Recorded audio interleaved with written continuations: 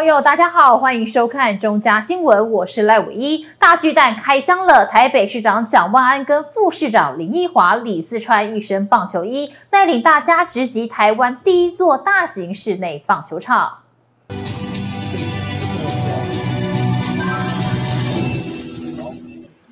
台北市长蒋万安和副市长林奕华、李四川带领大家一同开箱大巨蛋，从球场连通道走进球场，观众席内外也一一检视。蒋万安坐在观众席惊叹，比外国球场都还要舒适。加油！韩国队三振他！30多年前，在台北市立棒球场，也就是现在小巨蛋的所在地，一场突如其来的大雨，让当时中华职棒冠军战的赛程打乱，也引起现场上万的观众在雨中大声呼喊：“我们要巨蛋，我们要巨蛋！”今天我要在这边感谢当时在现场允诺大巨蛋的郝柏村院长，以及历任市长，大家一棒接一棒的努力。从选址、规划、动工、停顿、复工到今天完工，我想都是所有辛苦的市府同仁以及施工团队大家共同努力。经过这么多年32年的风雨，我们市府团队上任之后，也积极的跟中央沟通，也全心投入。所以今天站在这里，让我有穿越时空的感觉，也想向32年前在雨中呼喊的球迷朋友回应：我们要巨蛋，我们有巨蛋。投球、接球、挥棒，蒋万安在大巨蛋现场实际体验，遥想感受体育赛事的热情奔腾氛围，也宣布11月这里有2场比赛开打。我们在11月会举办2场示范赛，12月我们预计举办亚锦赛，届时会有亚洲各国队伍齐聚一堂。在大巨蛋比赛，我们也希望所有的好朋友都可以进场为中华队加油。我希望大巨蛋的落成不只是满足国人对于最高规格大型的运动场馆的需求，更重要，我们希望所有热爱棒球的老球迷可以牵着小球迷走进大巨蛋看棒球，让棒球的记忆可以传承延续。11月中旬会有一场试营运开放赛，观众可免费索票，让民众来看球赛，并做好相关疏散演练。同时会设计表单供民众填写，以了解相关民意改善。记者温俊台北报道。大巨蛋棒球赛要开打了，相关的安全措施准备好了吗？台北市长蒋万安跟2位副市长视察现场，针对不少地方讨论其安全性，也期盼借由试营运方式各方检讨。但整个园区要能对外使用，可能还要再等等。根据台北市政府目前的规划，大巨蛋接下来将会进行2场测试。市长蒋万安也和副市长林奕华、李四川一同开箱内部，并检视疏散动线、球场设计、草坪完整度、观众席等安全方面。其实，在7月中，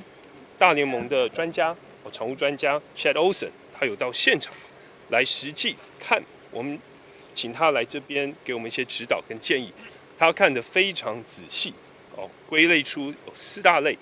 很多项细节的部分，希望我们来改善。包括我们刚刚实际走了一遍，大家可以看到本垒板内野后方的相关防撞软垫，还有包括防护网加长、投手丘、草坪跟红土衔接部分平顺，甚至投手板，当时他拿尺测量高度差了1公分，他也要求我们改善。还有包括甚至到全垒打标杆最下面有一节的这个标杆网，他也要求我们加上。所以他看的都完全第一是以球员的安全为优先考量，第二还有所有进场观众的安全为考量。我们也要求远雄逐项的改善，今天看了也都全部改善完成。在这边我要特别感谢李四川副市长，他是大巨蛋可以完工最重要的推手，也谢谢我们所有市府团队的同仁，包括体育局，包括陈世耀基监，包括林奕华副市长督导相关的局处，因为大家都知道市民朋友迫不及待，但也顶住压力，用最高的标准来检视。所以我听到很多同仁跟我反映，告诉我，其实在整个过程，他们几乎天天到大巨蛋报到，来督导相关的工程，所以非常的感谢。包括我们会跟棒协来透过他们邀请，不管是我们台北市的新复发还有几支队伍，我们希望让他们在这边透过示范赛的方式来给我们很多球员最真实的反馈。特别大巨蛋的宠物专家有讲，包括我们其实大家可以看到防撞软垫，过往我们可能都是加强侧边，但是他连上方他也要求我们去加装，因为球员在接界外球的时候可能会跳上去，手背会碰到墙缘的上方，都要保护好球员的任何时刻。所以我们会透过示范赛的方式，来让球员实际到球场里面，包括传接球、打击、跑垒等等，让他们来告诉我们是不是还有可以再改进的地方。蒋万安表示，大巨蛋本身就是以运动场馆为主的建设，一切都是依照相关标准跟规定审查，其他运动以外的各项活动也会依照相关规定进行。记者翁文俊台北报道。等了10多年，高雄的轻轨钢轨终于在日前焊接成员了。最后一段焊接的位置漆上了白漆，象征着新的里程碑。同时，也预计未来会将尖峰班距做调整，可望从原本的10分钟缩短到7.5分钟。历经长达10年的时间，轻轨成员的目标即将实现。大顺河堤路口的最后一小段钢轨也焊接完成，让全长22.1公里的钢轨轨道在10月就率先首尾相连成员。高雄环状轻轨从102年施工到现在超过10年，那期间经过了很多的一个波折。那好不容易那我们在整个到昨天，我们整个轨道铁轨已经成员了轨道已经成员就是这个地方最后一段焊接的位置漆上了白漆，象征着新的里程碑。我们会做一个纪念性的一个标志来彰显在这段时间大家对于整个城市建设的一个努力。配合机电设备的安装，所有的轨道工程也将在11月初完成，同时进行试车。而影响民众最大的路口交管与路面平整，也将会在10月底、11月初完成。成员初期的试营运仍会维持现状，包括营运时间离尖峰班距，不过会同步启动提速计划，目标是将现行每小时约15至16公里车速提高到18公里，尖峰班距更渴望由10分钟缩短到7.5分钟。一圈的这个时间大概是75分钟。那75分钟的时候，大概75分钟。那如果10分钟的话，那单趟大概8类车，那来回就16类车。那16类车的话，那我们目前是24类车，所以它还有部分还有8类车的一个余裕可以来做备用车，所以我们会多管齐下。目前轻轨共有86个路口，后续也会在半数以上路口设置科技执法，以减少违规情况，进而提高路口穿越速度。记者郑光佩、庄淑婷高雄报道。登革热案例在台南市持续增加，国军跟市府相关单位也日日加紧脚步，在各区展开清消工作。而防堵疫情扩散不只是市府的责任，全民也必须要动起来，清除滋生源，才能有效遏制疫情发生。中西区5条港里就发动志工共同制作幼软桶，希望能为防疫尽一份力量。这边是不是一个7公分，从上往下看7公分，然后签字笔画一个线，再往到旁边再画一条线，再画一条线，就是一个周围。周围以后呢，就是这样子，请大家看一下。中西区5条港里的志工认真听着制作幼软桶的步骤，然后分配组别，有的人负责画线，有的人负责剪裁纱网，大家认真制作。就是希望能够做出更多防疫武器、蚊虫幼软桶。我们社区那个志工有60-70位，那需要做1000多个，而且现在我们附近的里都蛮严重的，大家都在防疫。那我们想说，我们这边有公所有需要，市政府有需要，我们就全力来支持发动志工，在星期5的下午本来是一个社区歌唱的时间，就先把它停掉。那今天来帮大家做1000个幼软桶这样子，也希望这次的防疫能够尽量赶快把它平息下来。这1000个幼软桶在完成后，将会交由区公所分配。中西区公所目前规划将优先交付给疫情较严重的药王里、西河里以及对月里这3里发送。记者张硕维采访报道。新北林口南林科技园区紧邻龟山 A7 地区，每天车流量庞大，但联系两地的南林路却仅是普通山路，路宽不足，常可以见到大货车跟机车争道。因此，桃园市府工务局日前进行南林路拓宽工程，双向车道提升为12米宽，并且在9月底完工通车。桃园市长张善政也在日前视察行车状况，希望拓宽后的道路能够提供来往用路人更好的行车环境，保障行车安全。水泥车、砂石车、大货车不止一台接连开在南林路上，这条串联了新北林口南林科技园区以及桃园龟山 A7 地区的道路，每天车流量庞大。因此，桃园市府工务局在日前进行南林路拓宽工程，拓宽长度约426公尺，让双向车道提升为12米宽，并改善排水和照明，最后在9月底完工通车。桃园市长张善政也在24号上午前往视察行车状况，并感谢中央、地方和业者共同合作帮忙拓宽道路车道，才能让用路人得以安全行车通过。我想这个案子到今天顺利完工哈，希望说从这个刚才这个 A7 那边从化区，也就是我们的那个林口公车出来哈，交通会比较顺畅，交通也变得更安全。虽然还是2个车道，不过车道变得宽很多哈，这种出意外的机会也就真的降低。那么这个案子我觉得是非常好的一个，就是我们中央、地方还有我们的业者一起来合作，能够促成的案子，在这边顺利完工，我们大家都对于这边的交通改进拭目以待。谢谢大家的支持。负责工程的桃园市府新建工程处副总工程师表示，作为林口公12连外道路的南林路，混杂着机车、汽车以及许多载料的重车，但原本却只是条普通的山路，路途弯曲不说，甚至有地方狭窄到2车道不足8米宽，因此特别拓宽改善，也设置了限速20公里，希望能提供来往用路人更好的行车环境。因为随着产业的兴盛呢，那个车辆的使用率相当的高，尤其重车的使用更加频繁。我们的顾虑就是说，它这边最主要是重车，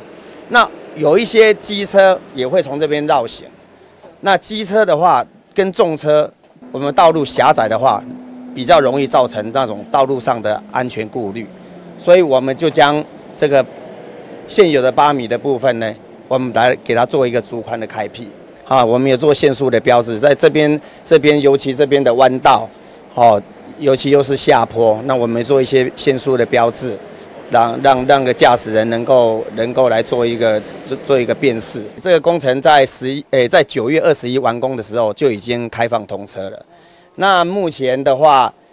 我们观察的结果，目前是相当的通畅。龟山和林口拥有多处工业区和科学园区，随着产业兴盛发展，往返的车流量开始增加，政府有必要重新检视既有道路或是县市交界的道路是否还有可以改善的地方，而南林路便是其中一处。桃园市府表示，未来也会积极与中央来合作，一同来完善大平顶地区的交通网路，促进邻近产业以及社会经济的发展。记者刘玉婷台湾报道。随着新冠疫情解封，民众对勤洗手跟戴口罩的防疫措施越来越放松，再加上秋冬时期还是呼吸道病毒的好发期，双重挑战对市民健康造成威胁。因此，台南市长黄伟哲呼吁市民尽快完成流感疫苗注射，保护自己的健康。台南市长黄伟哲表示，每年秋冬是流行性感冒好发季节，根据疾病管制署资料显示，台南市在最近3年，每年因为流行感冒死亡的人数大约1到4位。不过今年到9月底为止，台南市流感并发重症就有73人，死亡24位，比往年严重许多。因此呼吁市民只要符合施打对象，要尽快施打。流感非同小可，不同于一般的小感冒，它是会致命的，而且到目前为止已经有24位市民已经不幸因为感染流感过世了。它的攻击性，今年的流行的流感的类型是 A 型流感，它致病力跟致死率又特别的高，所以唯一没有别的办法，第一个就是打疫苗，第二个戴口罩。大家记得，在我们已经出示了这个统计数据在前几年，因为我们戴口罩，为了 COVID-19 的问题，连带了这样也对流感有相当好的这个防止的效果，所以109年只有4位。不是109年有4位这感染流感而过世的，110年有1位，111年有1位，到112年到9月30日为止已经有24位，远高于这个登革热，还有其他这个过去这6、7年来感染登革热过世的人，因此呢特别的注意。那目前台南市已经打了14万6千剂了，这个我们有。这个数量还蛮充裕的总共有52万剂，打了14万剂，还有38万剂，所以请大家放心，一定有，但是不能够出现缓打潮，因为我们要赶快打才有保护力。另外，市府卫生局表示，流感疫苗从10月2日开放第一阶段，65岁长者、医事人员与6个月到3岁婴幼儿；第二阶段公费对象将从11月1日起。开放50到64岁的民众，市府呼吁民众只要符合资格，就要尽快施打，才能提升自己的保护力。记者林根台南报道。针对车辆为礼让行人，基隆市政府开办科技执法，11月1号正式上路。警察局争取交通部补助，在爱3路段、仁一路以及仁2路口建置首处科技执法设备，11月1号正式启用。只要为礼让行人的车辆会自动侦测开单，最高将处3600元罚锾。2名学生准备过马路，但2个人已经走在斑马线上，但机车一辆接着一辆。这辆机车即使穿越路口，距离行人不到1公尺，机车驾驶违规行驶，科技执法全都录。这从影像可以看得出来，机车前旋进入斑马线的时候，距离行人不到3公尺大概一个车道宽的部分。那如果距离不够的话，就是没有停让行人。爱3路段和仁2路口因为临近庙口东岸商圈，行人穿越密集，加上车流量大。根据统计，仁一路和仁2路在111年肇事路口分居第1位和第6位，总计发生48件交通事故，造成69人受伤。基隆市从今年的1月20号开始执行行人友善政策，那统计执行到目前，总共取缔大概有5000件的车不停让行人的违规。那因为这个耗费的人力相当的大，因此我们目前择我们基隆市区比较人潮比较多的地方这个仁一爱3路口以及仁2爱3路口，我们向交通部来申请补助经费，设置这个车不停让行人的科技执法。科技执法采取违规录影方式，自动侦测开罚，不仅能减少远景站在路口执勤的危险性，举发方式也不受到气候影响。因为之前采人工拦停的部分可能跟驾驶人有一些争议性会存在那现在透过科技执法的部分采用这个摄影机来做全面性的搜证。所以说我们初步如果说这个电脑搜证完之后，我们会有审核人员初步做一个审核。那如果违规明确，我们才会做举发。那如果民众对于举发如果有异议的话，我们就可以将这个现场采证的相关的影像来提供给民众做一个复视访。提醒驾驶人行经科技执法路段，见到行人过马路，务必慢看停，避免跟自己的荷包过不去。记者黄少明基隆报道。韩国女团 BLACKPINK 3月登陆高雄，如今英国巨星 Coldplay 跟红发艾德也即将席卷高雄。高雄市府不敢掉以轻心，为了遏止黄牛祭出重罚，目前共开罚6件30万元。另外，市府也推出一系列美食观光活动，希望让来听演唱会的人能在高雄多留几天。韩国天团 BLACKPINK 在3月站上高雄国家体育场，如今世界级明星 Coldplay 以及红发艾德也即将席卷高雄。Hey, I'm coming over to see you all at the Kaohsiung National Stadium in February 2024, and I can't wait to be back. 一波又一波的顶级明星演唱会为高雄带来无限商机，在今年上半年内就带来超过10亿的产值，开启高雄的演唱会元年。我想这几场对我们高雄的整体演唱会经济的消费都有很大的提升跟注意，尤其是在我们周边的观光住宿，还有我们的商圈经济都对我们有很大的提升。整个上半年在整个37场的演唱会运作下来，我们吸引了大概是3.2亿的整个观光效应。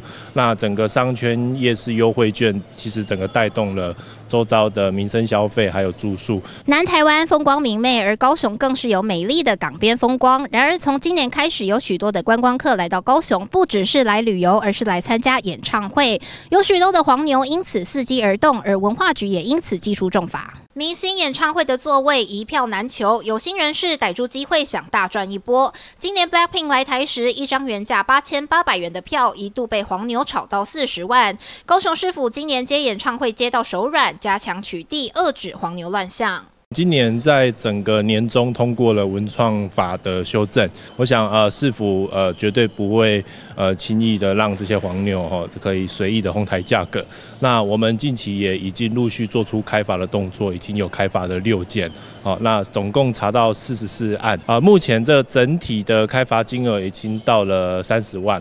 那我想后续这38件我们会依照每个案子的票价金额来做累计。高雄抓住演唱会商机，迎来数以万计的观光人潮。高雄市政府为了给旅客好的体验，针对高雄的美食与旅游计划一系列的活动。我们也会持续的来推商圈夜市的那个优惠券，会跟文化局会跟经发局来密切的配合，然后也是希望说来到高雄玩的这些演唱会的歌迷朋友，可以利用这1-2天的时间提前延后来高雄增加这个周边的消费。高雄巨蛋国家体育场在后疫情时代更加星光璀璨，各国明星将眼光放到台湾，选择高雄，也为在地的文创和观光业带入产值惊人的偶像商机。记者周福庆、李凡飞高雄报道。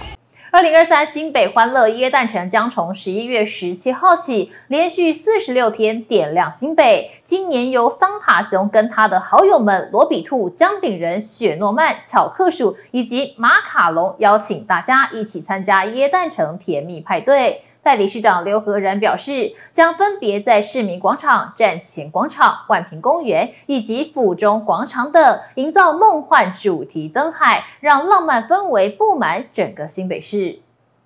新北市政府观光旅游局结合德国经济办事处、文化局、经济发展局、教育局、环保局、民政局、体育处、农业局以及动物保护防疫处举办了启动记者会，并且由代理市长刘和然将星星插在耶诞树上，象征活动即将启动。刘和然表示，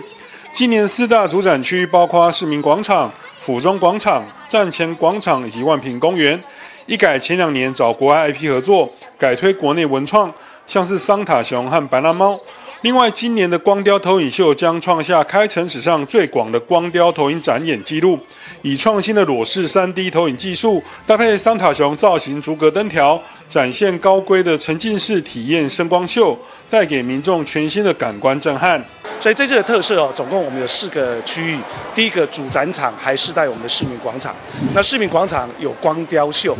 刚刚在这个记者会的过程中也特别提到，我们有全台最大的裸视 3D 的这个荧幕演出我想这个是我们这一次最大的一个亮点，将在我们的市民广场展出。那第二个展点就是在我们的府中广场，府中广场是在我们旧的县府大楼，那我们把所有的车子改道，然后整个所有的广场变成徒步区，所以在我们的旧大楼前面，也就是我们府中站的附近我们有第2个展场，将会设计很多这个好玩的特色的这个景点，还有一些观光可以看到的一些好的这个设置那最主要那边的区域是我们的市集的所在地，所以它会搭配我们这个府中商圈一起把一个市集办理的相当的不错。因为12月份刚刚特别提到，它是一个丰收的季节，所以它代表了温馨、欢乐、家人团聚。我想这一棵耶诞树在全世界已经被列为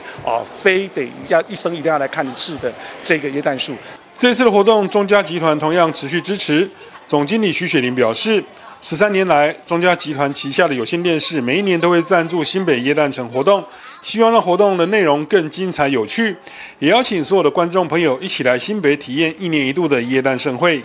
新北欢乐耶诞城今年进入到第13年哦，那中嘉宽频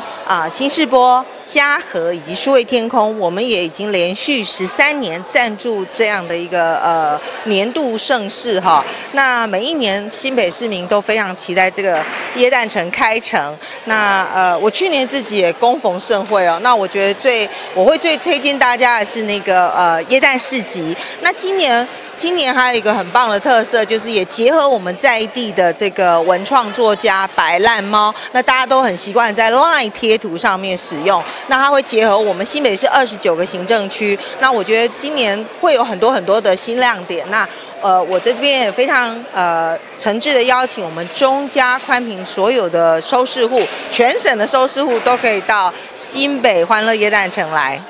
新北欢乐耶诞城丰富多样的系列活动将由耶诞开城秀于11月17号登场，接着11月18号到19号举办童趣嘉年华，集结精彩生动的音乐、歌舞演出以及可爱的卡通人物带动跳，带给大家最欢乐的耶诞气氛。而声量高的巨星耶诞演唱会将在12月9号到12月10号开唱。另外，具有异国耶诞气氛的德国耶诞派对也将在12月15号到17号盛大登场。更多活动资讯，请上新北市观光旅游网、新北欢乐耶诞城官网，或是加入新北旅客 Facebook 粉丝团查询。记者赵世渊新北采访报道。台南社区大学环境小组以龙旗牛埔的保育类动物穿山甲为发想，延伸出穿山甲的创作实验多元课程，制造出许多穿山甲相关的艺术创作，而且会和马头山地质公园协力举办阿甲联姻活动，希望借此呼吁市府重视穿山甲保育，并且加速龙旗地质公园的认养与规划。为让民众认识地质公园内的生态物种，台南社区大学特别以穿山甲为发想，在环境小组与不同领域师资共同合作下，发展出兼具环保与教育的趣味课程。像是吴秀月老师就透过编织娃娃课程，教学员用毛线做出可爱的穿山甲娃娃。它的盔甲是前脚长的方向跟后脚是不一样的。后脚是直接下去，然后前脚是有点像整个往后劈，所以我就用了一下解连的技巧。解连的技巧就是从最尾巴的地方开始粘上。除了布娃娃，曹瑞光老师也制作了阿甲的魔法棒。木工老师林志学也利用当地木材以及木工的边角料，创作了木雕穿山甲，还有环境小组成员陈玉文的蚂蚁创作。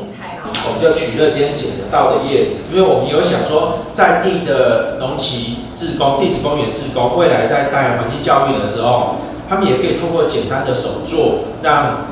游客去那边有一些 DIY 的体验。其实像这个作品一开始也是像这个样子的一段边角料，然后先初步成型才切，所以这个就是切顺下来的。然后呢，用那个砂轮机。然后去把成型之后的这样子的木头，做出它身上这样子的一个鳞片。那其实那时候要做菊尾椅的时候，也是在想说，尾巴是要什么素材？那其实龙旗那边蛮多就是桃花心木的，其实这样子翘起来。就真的蛮像它尾巴。而其实这些创作发想及活动规划，都是为了呼吁市府重视穿山甲保育，并加速龙旗地质公园的认养与规划。守护穿山甲，所以我们就创意性的用打火棒，大家可以自己手做自己喜欢的打火棒，用自己喜欢的素材。那其实最重要的是呼吁我们那个不要把那个。就是不要把不要养的动物，尤其是狗野放以后，它们成群以后，其实它是对穿山甲产生很大的危害。29日，台南社大还将与马头山地质公园协力举办阿甲联姻活动，画面上这些创作也将在现场展示，希望透过不同的活动规划，吸引到更多市民朋友共同关心环境议题。记者张硕维采访报道。台北大学校内的滞洪池新湖近期新增了浮岛装置，借由浮在水面上的草皮以及泥土，用来增加湖面周边鸟类能够栖息的空间，营造校内生物友善空间，维持生态的多样性。为了让校内的鸟类能够有更多的栖息空间，国立台北大学近期在校内的滞洪池新湖新增了2座人工浮岛，外观以国字北大2字来打造，在上方铺设泥土及草皮，增加鸟类能够在湖泊栖息的空间。那我们在第一代的时候，事实上我们带学生下去做维护的时候，会看到这个我们鹅都会进去做那个孵蛋，然后也会有筑巢。那我们自己经验就是靠过去的时候，这个公鹅会很凶的保护，可是你再多走2步，公鹅就跑了，剩下母鹅躲在上面还在孵蛋，这样子很害怕。好，那另外还有一些其他鸟类也会来繁殖，所以说第一代的浮岛已经很明显证实说，它可以有这样子的野生的这个动物会被吸引过来做栖息。然后这个夜鹭、小白鹭都会待在上面来做觅食，就是他们站在浮岛旁边，然后看到鱼过来头就下去就吃了，所以很方便、很轻松，很轻松就可以吃到的食物。那我们新湖周边这种地方完全都没有，所以因为有浮岛存在，所以水鸟才会被吸引过来。然后那浮岛事实上它还有另外的功能，但是在新湖它不是主要的。王之佑表示，本次新增的浮岛为第2代浮岛，第1代浮岛在7、8年前设立，后因使用年限已经到达上限，便在今年设立了第2代浮岛。是，那改造的过程和原因的话，就像刚刚讲就是第1代的浮岛是大概7、8年前是由这个总务处的事务组外勤班他们来发起，因为他们有这个自己养的这个绿头鸭跟鹅，但是会莫名其妙消失掉。一些很多的原因消失掉，所以呢，就找到我们自然资源与环境管理研究所，然后来协助他们来指导他们如何搭建浮岛。好，那所以在外勤班他们建造完第1代浮岛之后，我就带着学生们一起来合作，帮忙把这个第1代的浮岛先下水。那刚才有讲到过程中这7、8年，主要是由我带学生下去做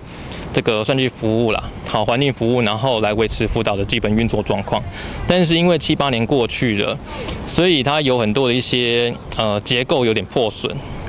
有些地方就开始漏水，会有一个角落就开始沉下去。那看到这个情况之后，刚好我们周边的民众，然后有跟负责我们这边维护的这个工友有聊聊天，所以就知道说，浮岛有这个需要改善的需求。王之佑说，目前会在新湖栖息的鸟类，除了学校养的家禽以外，还包含了夜鹭、绿头鸭、小白鹭等鸟类。那在鸟类部分的话，其实我们这边周围有很多的我们称为陆鸟跟水鸟2种。好，那我这边的话，主要是着重在水鸟部分来做一下说明哈。那在水鸟的话，基本上就是跟水有关系的鸟类，它的活动会跟水有关系。那我们这边的话，刚刚讲最主要是学校有饲养这个鹅跟鸭。好，那品种也很多。好，那再来呢，就是有绿头鸭。好，绿头鸭之前也是我们外勤班从宜兰那边带回来，从小鸭养大的。好，那在目前的话，可能看不到那些野鸟哈，但是在之前第1代浮岛的时候，过去的7、8年里面，我们观察到，最基本上这个小白鹭会过来。然后再来呢就是这个夜鹭。那夜鹭的话，事实上它这个尤其冬天的时候数量非常多，因为我们浮岛上面它那时候长了很密的这个野姜花，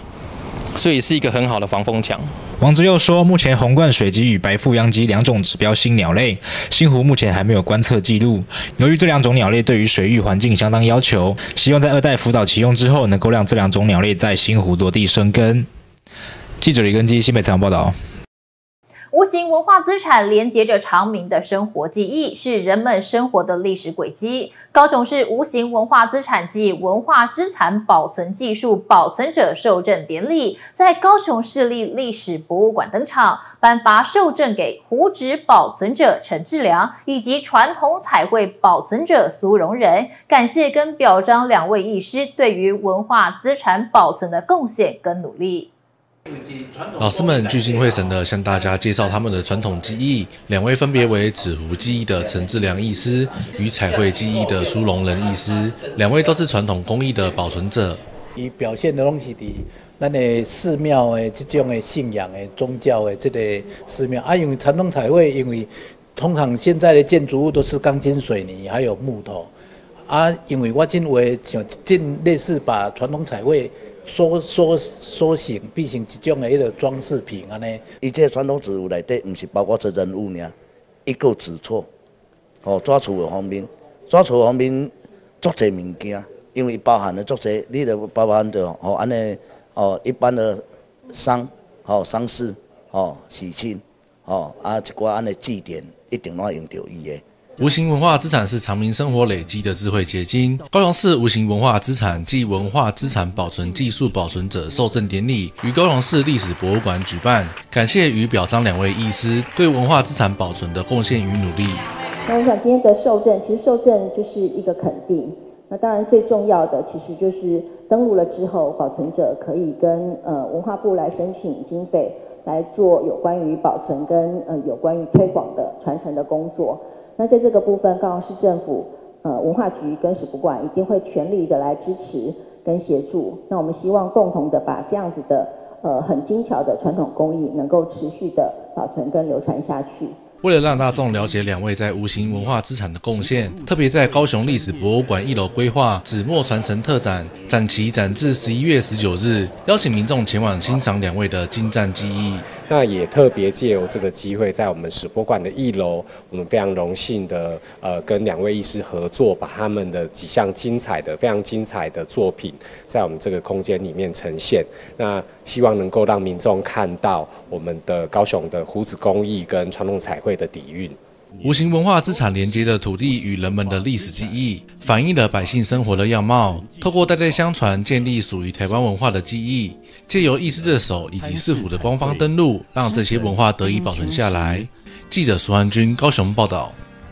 可爱的高雄熊透过 AR 实境技术出现在高雄港上空了。高雄轮船公司推出 App， 让游客在等候渡轮或是在高雄港沿岸景点游玩时，能够跟高雄熊一起合照。轮船公司也期待为高雄带来更生动的城市风貌。高雄港美丽的风光蔓延在城市的边缘，来回旗津与鼓山的渡轮更是许多游客来到高雄观光必须体验的一环。不过最近来到渡轮口只拍海景照可不够，现在来到高雄港，不只有美丽的海边风光，还有超可爱的高雄熊一起合照。高雄熊划着 SUP 或坐上热气球，在高雄港上空来回，模样十分可爱逗趣。这是高雄轮船公司与科技公司联手打造的 AR 实境 APP， 为了让民众在等待搭乘渡轮时有高雄熊的陪伴。其实我们一开始的那种想法是说，让大家不会无聊的等船，看到高雄熊的在天上飞的啦，或者说他坐的船是飞到天空去的，那你就会觉得好好玩哦。那小孩也会觉得说，这个太有趣了。旗津到鼓山的航班每逢假日就是满满人潮，因此轮船公司也特地在每艘船上都放上指引海报，不止等船时有得玩，上船后也能看见不一样的光景。另外，其他知名景点，例如高雄流行音乐中心，也有高雄熊的踪迹。一开始本来好像有一些人不大知道要怎么玩，然后我们会有一些讲解在上面，你只要照着那个步骤走，你马上那个高雄熊就会跳出来跟你打招呼了哈。光光的高雄熊代表高雄的高雄熊，真的会跟你一起陪着你玩，到处玩。譬如说你在漳二库，你在鼓山，你在旗津，好，或者你坐爱之船，也都可以玩到。高雄熊 AR 冒险大受民众好评，可见城市的观光品质能够从小小的科技细节展现。只要一机在手，就能与可爱的吉祥物同游海天，记录每个精彩的熊好体验。记者周福庆、李凡飞，高雄报道。为了推广体育，促进民众身心健康，112年秋季体育活动联合竞赛10月29号在海洋大学娱乐馆登场，来自全国各县市选手共约2000多人参加竞赛。市长谢国良鼓励大家多运动，一起营造幸福人生。活动开始。112年秋季体育活动联合竞赛在国立台湾海洋大学登场，开幕典礼上热闹非凡，来自各县市各项体育团队选手齐聚，展现运动家的精神。市长谢国良亲临现场，颁发感谢状给单项体育团体，鼓励大家多运动。我们体育会跟中华民国体育总会跟我们市政府共同举办的秋季运动会，这个运动强身健体，我们看到很多弟兄姐妹大家都出来活动运动，然后用舞蹈跟竞赛来让自己更健康。我想这个是家庭幸福的不二法门，也要鼓励大家多运动多健康，家人才会幸福。中华民国县市体育会联合总会会长郑锦洲非常感谢市长的鼎力支持，非常谢谢我们谢国良市长，因为今年本来是在花莲时间正好同一天，太平洋杯的国际龙舟赛在花莲同天撞击，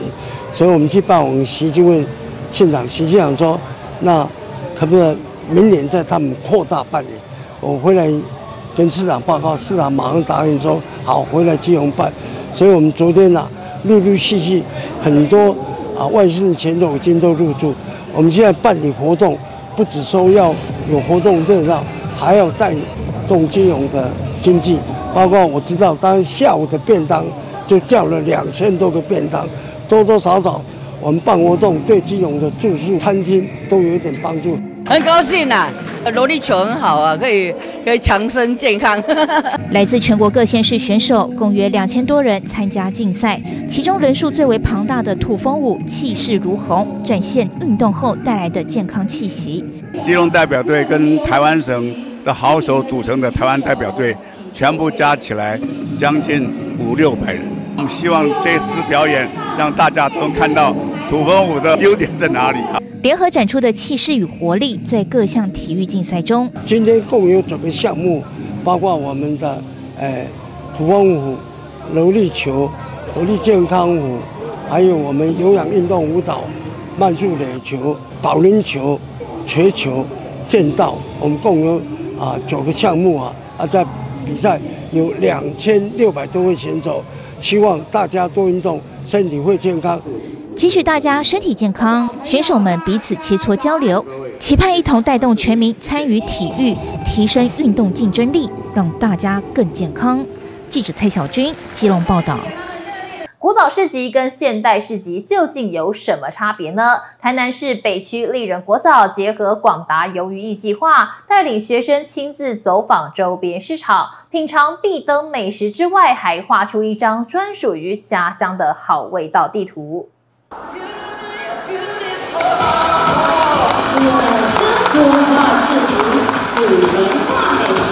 立人国小和广达鱿鱼艺合办生活化市集巡回展，首先由学生发表手绘创作的府城化美食游学地图，上面都是学生描绘出自己家乡社区的必比登美食。小朋友他们自己去搜寻资料，看他们喜欢画哪一道美食，然后呢，搜寻他们的资料之后，把那个照片印出来之后，他们是看着，然后再加上自己的创意，然后用色铅笔去画这个食物。这张地图上有多达27道美食，呈现出写实的画面以及社区市集样貌。学校更带领学生前往附近的鸭母寮市场、复兴大饭店和国华街市集，用这张图画导览解说故事。透过这样子一个让贴近孩子他们生活经验和实地的一个操作体验之下，他们能够了解市集在他们生活中的一个重要的部位和部分。那我们希望说，孩子从今天开始，能够把生活周遭的市集，把它纳进他们的生活里面。学生还把自己创作的市集融入画作，这回来版的。学校在现场也特别准备挂包、碗粿、豆花等美食，不仅让学生学习相关的艺术概念，更用家乡的好味道落实食农教育。记者杨松怀台南报道。昂菇粿是一项传统点心，不少人是有吃过，但没有自己做过。高雄眷村嘉年华活动中，驻村达人请来83岁的阿嬷教民众制作昂菇粿，在老妈妈手把手的教导下，将包了红豆馅的糯米团压出乌龟造型，蒸熟后就成了好吃的昂菇粿。在左营建业新村的圈舍里，大家正拿着糯米粉不断的搓揉，除了要加点花生油、撒一点红色的食用色素之外，还要再加一点桂钩。有了这个关键的桂钩，才能够揉成糯米团的形状。动作，就是记得要上油啊，不然你的东西放上去之后就粘在那个工具上面了，就弄不下来了。油不可以加太多，还有这个不知道什么东西不可以加太多，不然会变湿哒哒的。我们这个龟髓呢，一定要透过一个叫龟狗哈，就是用这个龟髓去煮出来的，把它加进去，有点是浆糊的概念，它才可以收缩成一个凝固状，否则它是没办法凝在一起的。示范教大家做安菇粿的其实是驻村达人的老妈妈，今年83岁了，从14岁的时候就跟着长辈做各式各样的粿，因为安菇粿是一个很传统的点心，在眷村老房子里做怀旧美食特别有味道。含阮老母学的，哟，阮遐做世人吼，拢新明生日爱做粿，大家厝边头尾烧送，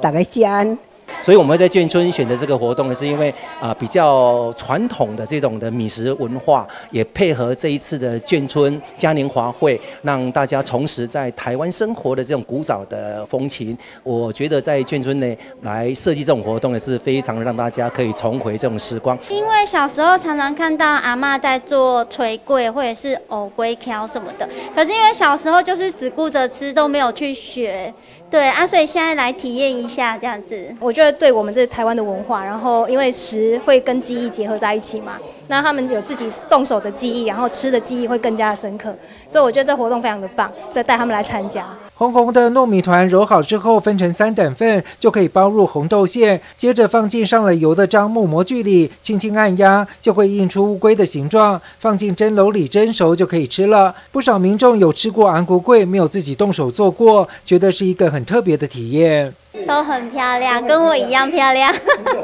这是我们做的。觉得怎么样？打几分？70分而已。对，继续努力。很新鲜，他也觉得很好玩。哦，所以刚刚他有帮什么忙吗？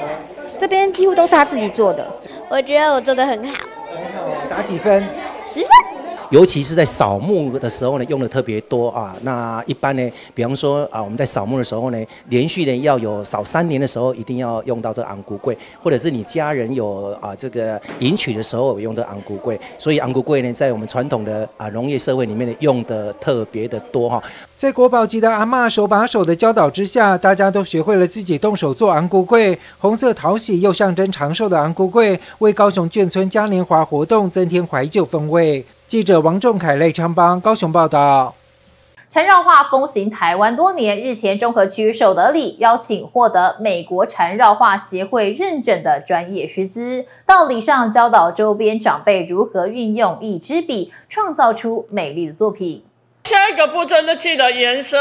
往上面延伸，两侧稍微平一点的线条延伸。中和区寿德里日前举办缠绕画课程，在美国缠绕画协会认证的专业师资带领下，与长辈们一同专注且放松，并进入类似于冥想的状态。寿德里长张忠正表示，课程带领长辈们运用手部肌肉来执行细微操作，并提升学员们的专注力及脑力。最近几年因为在我们台湾这个社会里面，在很多